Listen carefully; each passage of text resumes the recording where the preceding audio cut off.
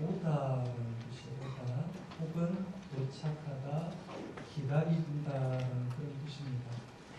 대인절은 두 가지를 기다려요. 2000년 전에 오신 예수님을 내 마음속에 오시도록 기다리는 것하고 재림주로 오실 예수님을 다시 재림주로 오실 예수님을 기다리는 그 두 가지 오심을 기다려야 되는데요.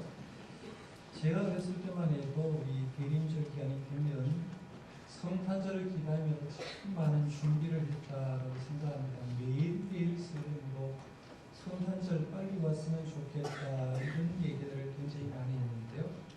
그때는 지금처럼 공부를 강요하는 시대도 아니었고 또 대중 매체가 지금처럼 발달된 그런 시대가 아니었기 때문에 그때는 또 시골 마을마다 제일 문화적인 행사가 큰 행사가 뭐냐라고 얘기를 하면 성탄 축하 발표회가 제일 큰 행사였다고 했습니다. 그러니까 성탄 축하 발표를 하게 되면 예수를 믿는 사람은 물론이고 동네에 예수 안 믿는 사람도 1년에 한 번씩은 꼭 예배당에 참석해서 그런 시간을 이제 가졌는데요.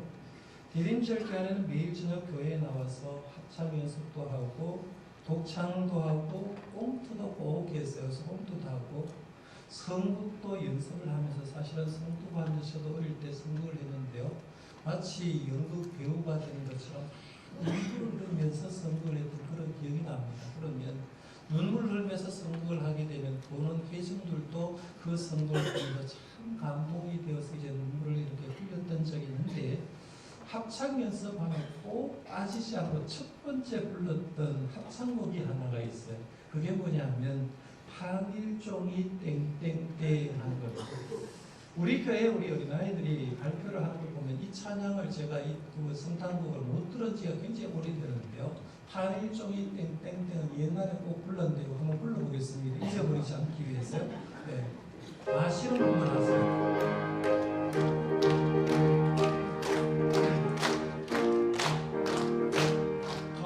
종이 땡땡땡 유연하게 들린다. 저 깊고 깊은 산골 보면 사이에도 하늘종이 울린다. 하늘종이 땡땡땡 멀리 멀리 퍼진다. 저 바닷가의 산이 모두들에게도 하늘종이 울린다. 기억은 하시죠? 거의가 애들이 지금 무슨 노래 하나 할 정도로 옛날은 이 판일점이 땡땡땡 해서 합창해서 줄 이렇게 서가지고 몇 곡을 이어서 이제 합창을 했던 그런 기억이 나는데요. 이렇게 설레고 성탄절을 기다렸는데 어느 성탄절이 한 해 지나고 2번 맞고 10번 지나고 20번 지나고 30번 지나고 40번 지나고 50번 지나다 보니 성탄절이 와도 설레는 마음을 상실을 합니다. 여러분 잘 생각해봐요. 내가 진짜 성탄절을 준비하면서 언제 설레는 마음으로 성탄절을 맞았냐 한번 생각해보면 근자에 성탄절을 생각하면서 설레는 게 아니라 옛날엔 좀 설레는데 어느 순간에 그 설렘을 상실했구나 이런 생각을 해볼 수 있습니다. 문제는 이렇게 성탄절을 기다리지 않고 설레는 마음이 없다가 진짜 이번 성탄절이 예수님의 마음속에 오셔버리면 재림주에 예수님이 진짜 이번 성탄절에 오시면 예수님도 얼떨떨하실 겁니다. 날 기다린다고 해놓고 너 진짜 기다렸냐? 오늘 우리들도 성탄절을 기다린다고 얘기해놓고 진짜 예수님 오실 때 우리가 기다리지 못하면 우리들도 얼떨떨하고 예수님도 얼떨떨하지 않을까 이런 생각을 해봅니다. 그래서 오늘 준비들 덜 된 우리들에게 오늘 하나님께서는 시편 126편 말씀을 주시면서 어떤 마음으로 주님을 기다려야 되는가를 좀 얘기를 하는데요. 시편 126편 말씀은 우리에게 익숙한 시입니다. 시의 내용은 바벨론 포로 생활하다가 바벨론에서 해방되어서 참 감격과 기쁨을 생생하게 표현하는 시다라고 볼 수가 있고 구원을 베푸신 하나님께 대한 신앙 고백으로 구성되어 있는 것이 시편 126편인데요. 시편 126편은 표제라가 뭐라고 불러 있어요. 표제가 성전에 올라가는 노래라고 불러 있습니다. 그런데 시편 126편은 누가 썼는지는 없어요. 이 시를 누가 썼는가 굉장히 중요한데 이 시를 쓴 사람은 기록에 밝히지 않는데 이 학자들이 쭉 여기에서 시편 126편을 누가 썼을까라고 추정할 때 대체적으로 학자들은 아마 바벨론 포로 생활하다가 귀환했던 어떤 책임자가 이 시를 썼을 거라고 추정을 합니다. 그러니까 아마 학자들은 얘기할 때 이 시를 쓴 사람을 에스라가 쓰지 않았을까라고 추정을 하고 있습니다. 대체적으로 그렇게 추정하는데요. 이 에스라는 지난주에 우리 느헤미야의 그 얘기를 하면서 수문학 강장의 부흥성에 열 때 지도자였고 강사가 바로 이스라엘이고 설명했기 때문에 여러분 충분히 이해할 겁니다. 그러면 지난주에 했던 말씀과 좀 연관시켜서 계속 반복해서 보면 에스라는 학사라고 했죠. 학사는 기록하는 사람이라는 뜻도 있고 서기관이라는 뜻도 있다고 말씀드렸어요. 그 다음에 에스라는 대제사장 아론의 16대 손이었다고 말씀드렸고 집안 뼈대가 있는 집안이라고 말씀드렸습니다. 그 다음에는 말씀을 연구하고 준행하고 가르치기로 결심한 사람이었고 그 다음에는 제2차 포로 귀환의 책임자였다고 볼 수가 있습니다. 그래서 제2차 포로 귀환이 주전 458년에 있는데 이때 1700여 명의 사람들을 이끌고 장장 1440km를 4달 동안 걸쳐서 귀환을 책임졌던 책임자가 바로 에스라였습니다. 그 다음에 지난주에 말씀드린 대로 수문학 광장에서 부흥성회 열고 6시간 동안 말씀 강단 만들어서 말씀을 쭉 외쳤더니만 거기에 모인 군중 3만에서 5만 명의 사람들이 말씀 듣고 다 울고 다시 한번 신앙개혁이 우러났다 이렇게 말씀을 드렸습니다. 그러면 에스라가 이 시를 썼을 때라고 한번 추정을 해보면 그렇게 볼 수가 있죠. 에스라가 이 시를 썼을 때 감동이 어땠을까? 성경을 볼 때는요. 상상력이 굉장히 중요합니다. 훌륭한 목사님의 설교를 들어보면 대체적으로 똑같은 본문, 굉장히 쉬운 본문을 보면서 우리가 보지 못하는 걸 보는 것을 보게 되죠. 이게 왜 그러냐면 상상력이 뛰어나기 때문에 그렇습니다. 그리고 감성이 뛰어나고 말씀에 대한 반응이 뛰어나기 때문에 그들은 그 말씀 속에서 새로운 것을 보게 되는데 이 말씀도 한번 가만히 보는 거죠. 이스라엘 백성이 이제 바벨론 포로 생활을 70년을 하게 되고 1차, 2차, 3차 쭉 귀환을 하는데 바벨론에서 귀환했을 때 그들의 감정 그리고 그들을 인도했던 지도자의 감격이 어떠했을까라고 생각해 보면 그 감정 속에 내려감이 이 말씀이 보이는데 우리가 예를 들어서 올라왔으면 올라왔지 그들과 우리가 무슨 상관이 있어 라고 해버리면 이 말씀이 은혜가 되지 않는 거예요. 그런데 이 말씀을 보면 이렇게 생각할 수가 있죠. 우리가 일제강점기 36년 생활하고 일본이 무조건 항복하고 우리가 이 해방이 되었을 때 일본에서 강제 총격을 끌렸던 사람들이 한국 땅으로 다시 돌아올 때 그때 감격이 얼마나 했을까라고 상상하면서 그럼 이스라엘 백성들도 70년 포로 생활하고 다시 예루살렘으로 귀환했을 때 그 감정이 어떠했을까로 생각해보면 이게 보통 말씀이 아니구나. 그들은 이 말씀 기록하면서 얼마나 감격스러울까 생각해 볼 수가 있는데요. 그러면 오늘 본 말씀에 이제 1절 말씀부터 3절까지 쭉 보면 포로에서 해방된 때를 생각하면서 벅차오른 감격과 기쁨을 생생하게 묘사하고 있는 걸 봅니다. 1절에서 3절 말씀 이런 감격을 가지고요. 마치 우리가 일제에서 독립되었다. 36년 만에 다시 일본에 살다가 돌아왔다. 이런 감정을 가지고 70년 포로 생활하고 돌아온 그들의 감정을 가지고 1절에서 3절 말씀을 같이 읽어봅니다. 시작. 여호와께서 시온의 포를 돌려보내실 때 우리는 꿈꾸는 것 같았도다. 그때 우리의 입에는 웃음이 가득하고 우리의 혀는 찬양이 찼었도다. 그때 문나라 가운데서 말하기를 여호와께서 그들을 위하여 큰 일을 행하셨다 하였도다. 여호와께서 우리로 해서 큰 일을 행하셨으니 우리는 기쁘도다. 아멘. 해방된 감격, 다시 나라로 돌아온 그 감격을 뭐라고 표현하느냐 하면 꿈꾸는 것 같다. 사람이 제일 좋은 표현이요. 야, 너무 좋아요. 꿈꾸는 것 같다. 꼬집어 보라. 이런 표현을 쓰잖아요. 꿈꾸는 것 같다라고 얘기하고 입에는 뭐가 있다고 했어요? 입에는 웃음이, 혀에는 찬양이 있다. 마음 속에는 기쁨이 있다라고 얘기하는 거예요. 대림절을 보내는 성도들의 마음이 이랬으면 좋겠습니다. 왜냐하면 죄와 죽음에서 구원받은 우리 구원받았잖아요.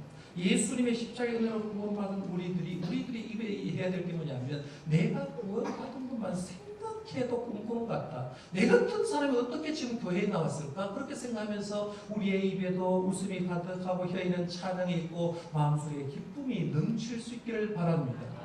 부흥성회 기간에 두 번째 날 저녁에 김영중 목사님을 통해서 이런 말씀 주셨죠. 본문은 데살로니가전서 말씀 주셨어요. 5장 16절에서 18절 항상 기뻐하라 쉬지 말고 기도하라 범사에 감사하는 말씀. 제목은 다시 쓰는 신앙 기준이었습니다. 세 가지를 말씀드렸어요. 하나는 기도해라고 해서 기도해라.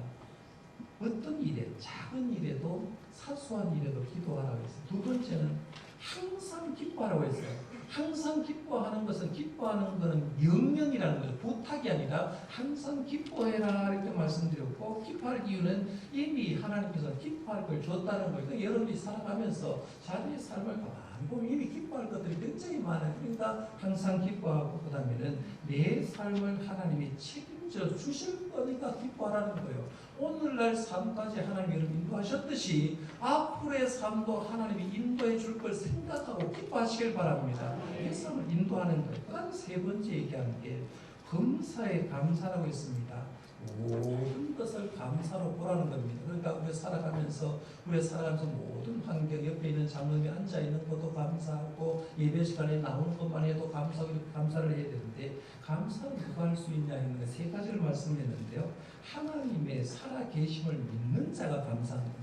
내가 감사하다라고 표현할 수 있는 건 하나님 살아계심을 믿는 사람이에요.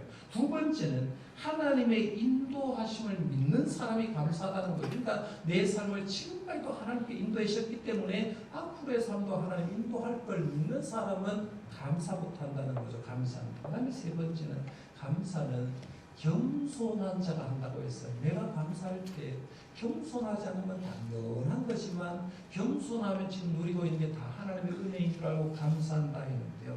이 말씀을 가만히 생각하면 이런 겁니다. 대림절 기간에 우리에게 있어야 될 게 바로 이런 감사, 이런 기쁨, 감격이라고. 그러니까 우리가 신앙생활하면서요. 대림절 기간에 하나님이 베푸신 은혜, 예수님께서 이 땅에 내려오시고 십자가 사역하시고 우리를 구원해 준 것만 생각해도 입술 속에 찬양과 감사와 마음속에 기쁨이 넘쳐나시길 바랍니다. 이런 회복을 하는 거죠. 이게 대림절 기간에 해야 될 거라는 거예요. 그 다음에 이렇게 감격과 기쁨을 표현한 다음에 4절에서 6절 말씀을 동문에 보면 아직도 포로 생활에 남아있는 사람 참 많았거든요. 왜냐하면 1차, 2차 귀환한 사람이 불과 6만 명이 채 안 됐으니까 수많은 사람이 아직도 바벨론 포로에 끌려가 있는데 그들을 생각하면서 하나님 저들도 빨리 구원해 주셔서 저들도 빨리 회복하게 해달라고 이렇게 요청하는 내용입니다. 4절에서 6절 말씀 바로 그 내용인데 같이 한번 읽어봅니다. 시작. 여호와여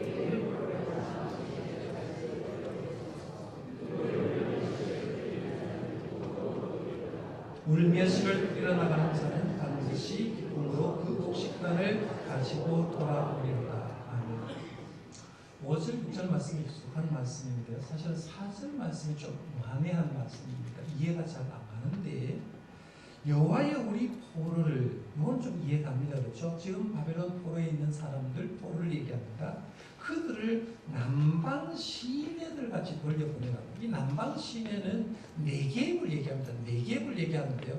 제가 사무엘 상을 새벽기도 강조하면서 다윗이 블레셋 나라로 도피를 했는데 유대 땅 제일 남단, 그러니까 블레셋 나라 제일 남단이었던 시글락이라는 지역에 지금 도피를 하게 됩니다. 그 시글락 지역이 바로 네겝 지역인데 이 네겝 지역이라는 말의 의미는 뭐냐면 사람이 살 수 있는 최소한의 환경입니다. 그러니까 비가 내리는데 풍족하게 내리는 게 아니라 요 비가 안 오면 사람이 살 수 없는 광야와 사람 살 수 있는 경계선을 가지고 네겝이라고 합니다. 그러니까 이 네겝에는 평소에 시내에 물이 없어요. 그런데 비가 어느 날 갑자기 오면 비가 내려서 시내였던 그 땅에 비가 오면 갑자기 물이 쫙 쏠려가는 내려가는 걸 얘기하는데 긴급하게 모든 것이 회복될 때를 얘기하는 겁니다. 그러니까 오늘 말씀에 여호와의 우리 포로를 남방 시내들 같이 돌려보내소서라는 것은 네겝에 있는 시내가 비가 내리면 빨리 시내로서 회복하는 것처럼 하나님 저 바벨론 포로의 생활을 하고 있는 사람들도 빨리 귀환할 수 있도록 해주십시오라고 요청하는 걸 보게 됩니다. 그러니까 대림절을 보내는 우리들에게 있어야 될 마음은 뭐냐면 우리의 신앙의 환경을 잘 돌아보는 겁니다. 그리고 지금 신앙의 환경이 어렵구나, 교회 상황도 만만치 않구나 생각해 보면서 세상 사람이 교회를 보는 눈도 다르지만 교회가 회복될 게 뭐냐면 교회 안에 있는 사람들도 완벽한 구원을 이룬과 동시에 교회 밖에 있는 사람들도 구원하기 위해서 우리가 해야 될 건 눈물을 흘리며 씨를 뿌리고 울며 씨를 뿌리는 일을 대림절 기간에 해야 되겠구나. 주님의 재림을 기다리는 사람이 앉아서 먹고 노는 게 아니라 진짜 예수님 오실 것을 준비하는 사람이라고 하면 주님의 마음으로 씨를 뿌리는 일을 하는 사람이 훨씬 더 재림을 기다린다는 거죠. 스피노자가 그런 말 했잖아요. 내일 지구에 멸망이 와도 오늘 나는 한 무리의 사과나무를 심겠다는 말이 그거예요. 주님 재림 올 때 내가 할 수 있는 일을 하겠다는 얘기예요. 그러면 우리 이 말씀 쭉 보면서 우리가 씨를 뿌린다고 하면 어떤 씨를 뿌려야 될까? 대림절 기간에 첫 번째는 기도의 씨앗을 뿌릴 필요가 있습니다. 지난주에도 말씀드렸습니다만 전 세계 유명한 목회자들, 신학자들, 그리고 한국에 있는 유명한 목회자들 뒤에 들어가 보니까 전부 다 이 목사님을 위해서 기도의 씨를 뿌리는 사람이 굉장히 많았다고 했어요. 3년 전에 부흥회를 했던 이찬수 목사님도 그의 어머니가 로마서를 암송하고 이찬수 목사님의 사역을 위해서 눈물로 기도했는데, 이번에 동안교회 김영준 목사님도 와서 대화 가운데 한 게 뭐냐면, 김영준 목사님 어머니 권사님이 지금도 교회 앞에 집을 얻어가지고 기도하는데요, 얼마나 기도하시냐면 새벽 기도 나오시면 새벽 기도를 10시, 11시까지 하신다는 얘기입니다. 보통 교회 가면 이런 권사님 사실 많습니다. 교회에서 주무시면서 교회 부흥을 위해서 기도하는 사람이 많은데, 이렇게 11시까지 교회를 위해서 기도하고 토요일이면 본당 열쇠를 달라고 해서 본당에서 하루 종일 머물면서 내일 예배를 위해서 기도하신다는 거예요. 그러니까 그런 권사님이 뒤에 계시니까 김영준 목사님이 아들로서 목회를 해도 신방은 나는 거죠. 왜냐하면 어머니가 기도의 씨를 뿌려주기 때문에 가능하다는 거예요. 그럼 우리들도 한번 잘 보세요. 특별히 교회 기도하라고 주신 권사님들 한번 잘 보십시오. 내 자녀가 때로는 믿음 생활 잘 못해서 가슴 아픈 어머니들이 굉장히 많을 겁니다. 중직자가 됐는데 자식은 교회에 나오지 않아. 어디 가서 얘기하기도 부끄러워. 목사 보기에 또 내 자식 교회 안 나오는데 내가 떳떳하게 얘기를 못할 분들이 많을 겁니다. 그러면 여러분이 걸번치면서 자식을 보면서 자식 믿음을 얘기하기 전에 이렇게 한번 물어보십시오. 내가 진짜 내 자식의 영성을 위해서 기도하는 어머니냐 한번 물어보셔야 돼요. 왜냐하면 옛날에 어머니들은 자식에 대해서 눈물로 기도를 많이 했는데 어느 순간에 잊어버린 게 뭐냐면 어머니들이 자식을 위해서 기도하는 걸 잊어버렸어요. 자기 살 것만 궁리를 합니다. 내 자식 관계없어. 내 자식 영성하고 관계없을 때가 많은데요. 사실 우리 교회 권사님부터 모든 어머니들은 기도의 씨를 뿌려야 돼요. 특별히 우리 권사님들은 기도하고 신방하고 세운 직분이기 때문에 기도의 씨를 뿌리는데 앞장서야 됩니다.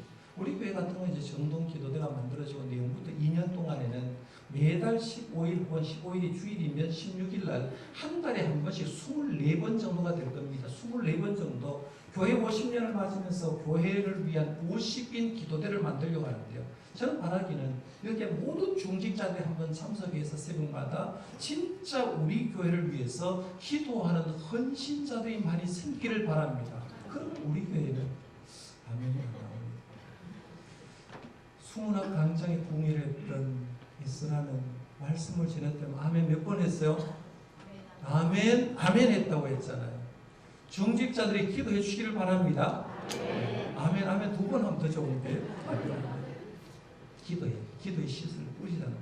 그 다음에 섬김의 씨앗을 뿌려야 됩니다. 섬김의 씨앗. 김영준 목사님 오시면서 근자에 나온 책을 한 권 저한테 선물을 했어요. 지금 선택할 것들 10월 달에 이제 발간된 책인데요. 목사님 이제 부흥성회를 하고 저는 아침에 이제 낮에 시간이 있으니까 이틀에 걸쳐서 이제 목사님 책을 다 읽었는데 그 책에 나온 내용 중에 한 부분을 소개하려고 합니다. 이분은 우리나라 역사에 영향을 굉장히 끼친 분입니다. 1864년 평북 정주에서 대대로 가난한 가정에서 태어났어요. 여러분들이 지금도 금수저라고 얘기하는데요.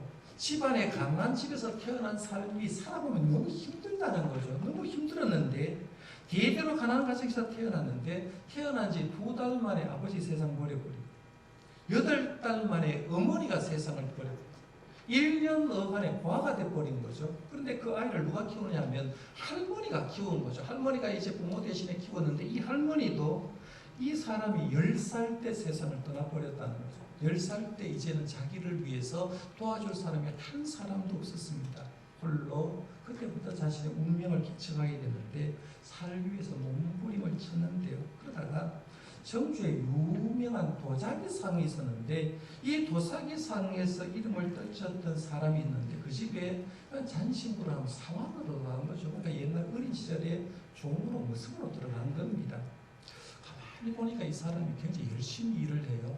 굉장히 부지런하고 정직하게 일하는 거 보고 주인이 얘는 좀 키우면 되겠다 싶어서 그때부터 장사 연습을 시킨 겁니다. 장사 연습을 가르치기 시작하는데 15살에 이제 결혼을 했습니다. 결혼해서 공부를 해가면서 자기의 사업을 시작했고 24살부터는 본격적으로 이제 사업을 시작해서 거부가 됐습니다. 24살에 이제 본격적으로 사업에서 거부가 된 그가 자기가 돈 벌어서 첫 번째 한 게 뭐냐면 나도 사람답게 살아야 되겠다고 생각하고 한 게 뭐냐면 돈 주고 양반 자격증 획득하는 거였어요. 양반을 돈 주고 산 겁니다. 그리고 양반이 되니까 선한 사람에서 양반이 되니까 너무 좋아서 자기의 삶에 만족하며 살았는데 1907년 평양 대공운동이 일어났을 때 43살이 되었다고 합니다.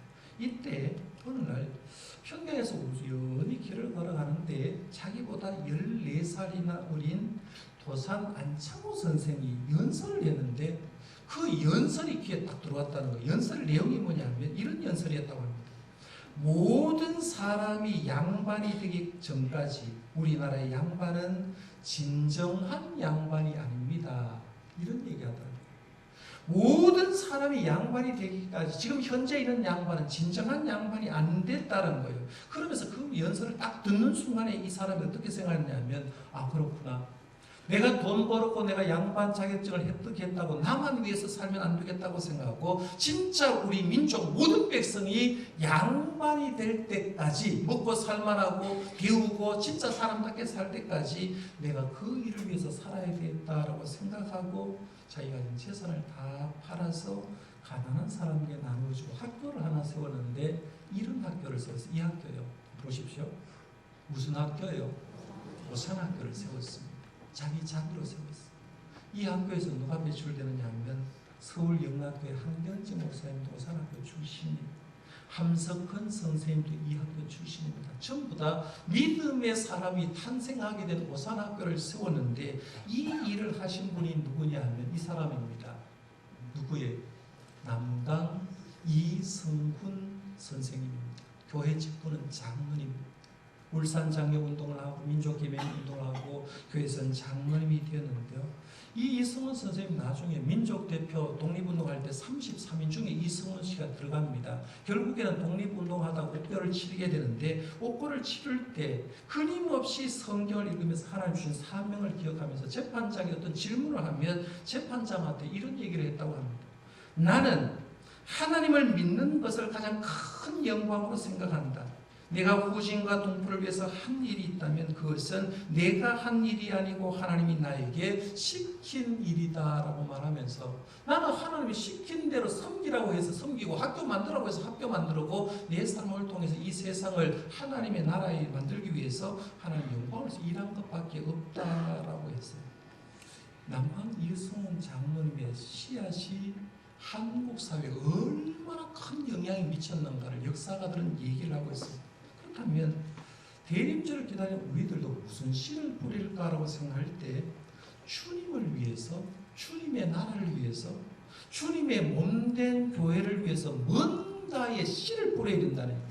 이 씨를 뿌리지 않는데 문제는 오늘 한국교회 뭐 수천 명, 수만 명이 모이는 게 중요한 게 아니라요. 진짜 당신이 그 교회를 다니면서 그 교회를 교회 되기 위해서 어떤 씨를 뿌렸냐고 물었을 때 대답 못할 사람이 너무나 많이 생기고 있다는 거죠. 수만 명의 군중, 주님은 5병 이후로 5천 명 모였어요. 그 군중과 일한 게 아니라 섬기는 12제자를 통해서 일했던 것을 너무나 잘 알게 됩니다.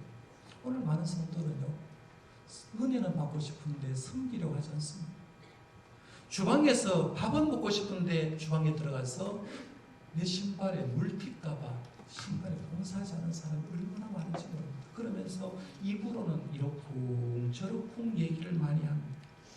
만약 여러분이 주님께서 이제 오셔서 야, 난 너를 위해서 내 몸을 주었는데 넌 나를 위해서 뭘 주려고 하니? 라고 물었을 때 주님, 나 이거 하려고 하지 않습니까? 주님의 몸된 교회에서 헌신했지 않습니까? 라고 얘기할 거리가 있도록 섬김의 씨앗을 힘들어도 뿌릴 수 있기를 바랍니다. 이게 주님 앞에 인정받는 비결이라는 거예요.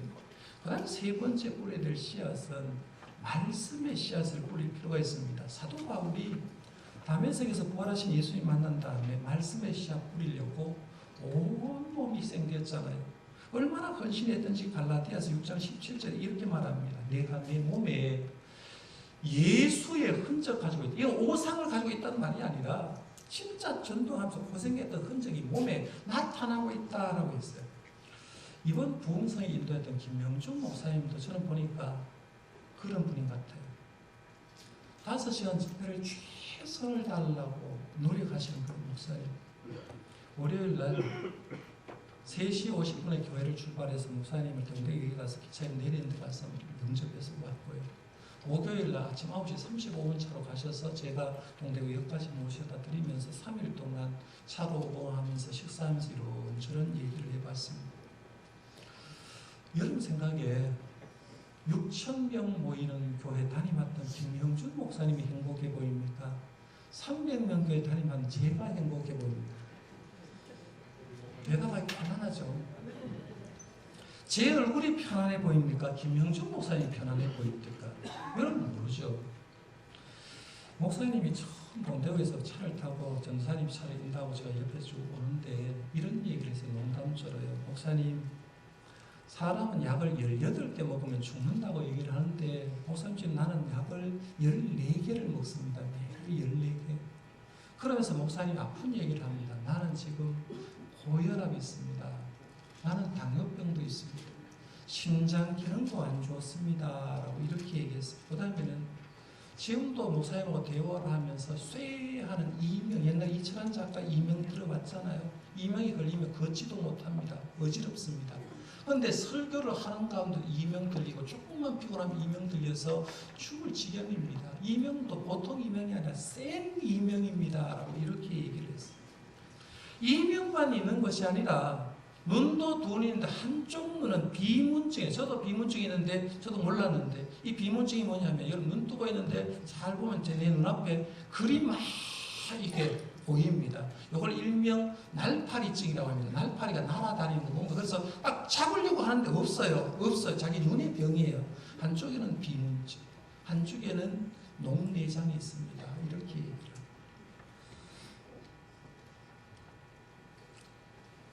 6,000명 가까이 되는데도 장로님 한 분이 얼마나 괴롭혔던지 가시면서 그 장로님 생각하면 지금도 가슴이 벌벌벌 뜁니다. 내가 안수했는데 나를 너무 괴롭히다가 교회 떠났습니다. 그 얘기를. 우리 생각에 그러면 그렇게 힘들면 사역 쉬고 싶잖아요. 사역 안 해도 그분은 충분히 먹고 살 형편이 될 것 같아요. 제 생각에. 그런데도 내가 힘든데도 이렇게 사역하는 이유는 딱 한마디 얘기합니다. 내가 하나님께 받은 사명 때문에 일합니다. 내가 목회자로 사명 받았기 때문에 내가 동안교회 힘든 동안교회 김동욱 목사님 길을 위해서 들어갔는데 힘든 교회에 들어가서 말씀 전했더니만 교회가 회복되고 배가 성장했습니다. 내가 어디에 가서 봉성이라고 말씀을 전하면 나를 통해서 회복하는 사람이기 때문에 그 사명 때문에 지금도 말씀 전하고 삽니다 라고 얘기하는 걸 들으면서 얼마나 공감을 했는지 모릅니다. 힘들지만 말씀의 씨를 뿌렸더니만 열매 보고 하고 있다는 거죠. 그럼 우리들도 마찬가지입니다. 복음의 씨앗은 목회자만 뿌린 게 아닙니다. 교회학교 교사부터 시작해서 하나님의 사람이라고 말씀 뿌릴 때 열심히 뿌리면 거기에 하나님께서는 100배, 60배, 30배의 열매가 맺혀지는 줄 믿습니다. 교사는 힘들죠. 어렵습니다. 그러나 뿌려야 될 걸 오늘 말씀에도 그랬잖아요. 뿌릴 때 너무 힘드니까 울면서 뿌린다. 눈물을 흘리며 씨를 뿌린 자는 기쁨으로 거두리로다. 울며 씨를 뿌리러 나가는 자는 반드시 기쁨으로 그 곡식단을 가지고 돌아오리로다 했어요. 힘들어도 씨를 뿌리면 하나님께서 그 교회, 그 성도에게 100배, 60배, 30배 복을 주는 줄 믿으시길 바랍니다. 뿌리라. 그러면 말씀을 맺겠습니다. 대림적으로 우리가 회복해야 될 건 두 가지입니다. 하나는 구원받은 그 감격, 기쁨을 회복하는 것 첫 번째. 두 번째는 내 삶의 현장이 어렵습니다. 전도하기 어렵습니다. 교회 환경 어렵습니다. 그러나 기도의 씨앗, 섬김의 씨앗, 말씀의 씨앗을 힘써 뿌리려고 노력하는 저와 여러분들 되시기를 바랍니다. 이제 우리가 구체적으로 뿌릴 씨를 한번